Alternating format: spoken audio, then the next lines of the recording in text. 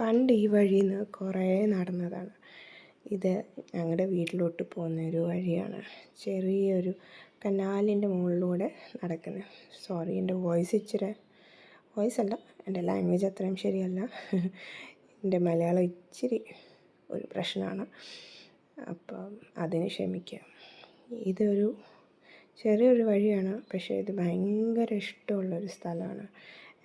ഇവിടെ കൂടെ നടക്കാനും ഒക്കെ പണ്ട് തൊട്ടേ നമ്മളിവിടുന്ന് എപ്പോഴും ഇങ്ങനെ വെക്കേഷന് വരുമ്പം. ഇത് നമ്മുടെ വീടിൻ്റെ അടുത്തുള്ള അടിപൊളി വ്യൂ ആണ് ഗായ്സ്. ഇന്ന് ഈ വഴി കൂടെ എൻ്റെ മോളും കൂടെ നടക്കുമ്പം ഭയങ്കര സന്തോഷമാണ്.